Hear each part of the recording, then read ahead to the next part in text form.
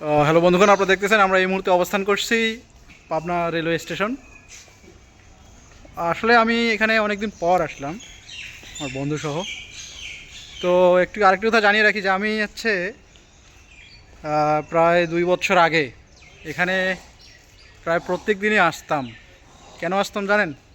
এখানে হচ্ছে ড্রাইভিং শিখতে আসতাম। ওইদিকে হচ্ছে একটা মাঠ আছে, ওই মাঠে হচ্ছে এখনও ড্রাইভিং শেখাচ্ছে। ওখানে শাহেদ স্যার ছিল, ওনারা খুব সুন্দরভাবে আমাকে ড্রাইভিং শেখাইছিল। আমি হচ্ছে ড্রাইভিং এখন জানি, এখন আমি শিখছি ড্রাইভিং।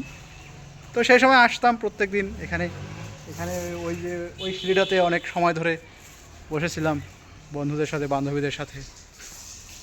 তো আজকে আবার আসলাম অনেকদিন পর, প্রায় 2 বছর পর আসলাম। যে পিছনে যে গাড়িটি দেখতেছেন, প্রশিক্ষিত গাড়ি এবং প্রশিক্ষণ গাড়ি ওটাকে বলে।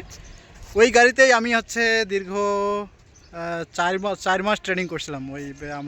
আমাদের একটা সরকারি একটা হচ্ছে ছিল, প্রজেক্ট ছিল, সেখানে আমি হচ্ছে টিকছিলাম সেখানে। গাড়ি হচ্ছে এবং যে বিভিন্ন ধরনের সংরক্ষণ রক্ষণাবেক্ষণ ব্যবস্থা, সেগুলো গাড়ির বিভিন্ন পার্টস পাতি সম্পর্কে আমাদের হচ্ছে বেসিক যে ধারণাগুলো, সেই ধারণাগুলো আমাদের স্যাররা দিয়েছিলেন। শাহেদ স্যার ছিল সেখানে, আরিফ স্যার ছিল সেখানে। এটি হচ্ছে পাবনা রেলওয়ে স্টেশন এবং রেলওয়ে স্টেশনের পাশের একটি মাঠ। এই মাঠেই হচ্ছে আমি ড্রাইভিং শিখছিলাম। তো ড্রাইভিং আসলেই হচ্ছে একজন নাগরিকের, প্রত্যেক নাগরিকেরই একটি বলা যায় যে অধিকার, যে ড্রাইভিং শিখতে হবে এবং ট্রাফিক আইন, ট্রাফিক রুলস এসব মেনে চলতে হবে। কারণ আমাদের দেশে জনসংখ্যার আধিক্যের কারণে, জনসংখ্যার ঘনত্বের কারণে কিন্তু আমাদের ট্রাফিক ব্যবস্থা খুবই বিপজ্জনকভাবে বেড়ে যাচ্ছে। এই উদ্দেশ্যকে কেন্দ্র করেই বাংলাদেশ সরকার সে সময় একটি উদ্যোগ গ্রহণ করেন যে নিয়ন্ত্রিত ট্রাফিক এবং হচ্ছে ভালো ড্রাইভার তৈরি করার জন্য তারা একটি প্রকল্প হাতে নেন। এবং সেই প্রকল্প থেকে কিন্তু দেশ থেকে দেশের বাইরেও কিন্তু তারা আমাদের হচ্ছে নাগরিকদের হচ্ছে যাওয়ার ব্যবস্থা করতেন এবং বাইরে গিয়ে ড্রাইভিং শেখার, ড্রাইভিং করে যে রেমিটেন্স, সেই রেমিটেন্স দেশের জন্য রেমিটেন্স নিয়ে আসার ব্যবস্থা কিন্তু বাংলাদেশ সরকার সেই সময় নিয়েছিলেন।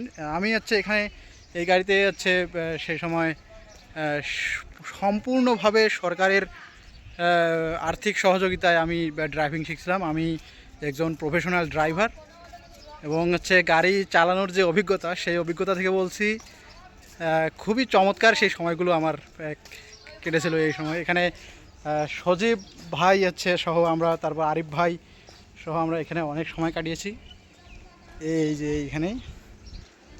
তারপরে সেই দিনগুলোর কথা মনে পড়ে গেলো, অনেকদিন পর আসলাম এখানে, বন্ধু সহ আসছি। তারপর বান্ধবীরা সহ আমরা এখানে অনেক সময় এখানে কাটিয়েছি আমরা। এইভাবে আমরাও ওখানে দাঁড়িয়েছিলাম, ওই যে ছেলেরা দাঁড়িয়ে আছে, একইভাবে আমরাও ওখানে দাঁড়িয়েছিলাম। তারপরে গাড়িতে এক এক করে উঠছিলাম, ওই গাড়িতে করে ড্রাইভিং শেখা আমার। তারপর আরেকটা গাড়ি ছিল আমাদের সময়, মোট 2টা গাড়ি। এই যে ওখানে লেখা পাবনা। তো পাবনা রেলওয়ে স্টেশন নতুন, খুব পুরাতন না। এখান দিয়েই ঢালার চর পর্যন্ত একটা ট্রেন আছে, ট্রেন যায় এবং ঢালার চর থেকে এদিকে ডিরেক্ট রাজশাহী। সম্ভবত 8টা 45 এখান থেকে ছাড়ে এবং ভাড়া 85 টাকা সম্ভবত, এরকম কিছু একটা হবে। এই মাঠেও আমি হচ্ছে ড্রাইভিং শিখছিলাম।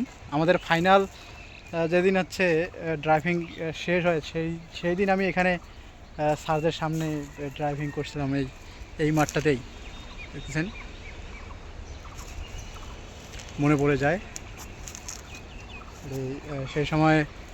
আমার সাথে ছিল সজীব এবং হচ্ছে আরিফ ভাই, তারা খুবই হেল্পফুল ছিল আমার সাথে। সবসময় তারা ছিল, অনেক ভাবেই আমাকে সাহায্য করছে। সজীবের সাথে কিছুদিন আগেই দেখা হয়েছে। সে এমন ছেলে যে আমাকে খাওয়াবে এবং হচ্ছে বিল সে দেবে। আমার কাছে সে বিল কোনোদিনও নেয়নি। আমার নিতে দেয় মানে দিতে দেয়নি, এরকম অবস্থা ছিল। তো আজকে আসলাম অনেকদিন পর পাবনা রেলওয়ে স্টেশন। পাবনা জেলার মধ্যে এই স্টেশনে অনেকেই বিকেলবেলায় এখানে ঘুরতে আসেন, ছেলেমেয়েরা আসেন, প্রেমিক যুগলরা আসেন, তারা এই সুন্দর মুহূর্ত কাটান এখানে। এবং আমাদের মতো সিঙ্গেল যারা আছেন তারাও আসেন, বন্ধুদের সাথে আসেন, বান্ধবীদের সাথে আসেন, সময় কাটায়। দেখতেছেন পাবনা রেলওয়ে স্টেশন থেকে আমি দেবেন্দ্রনাথ বর্মন। ওকে।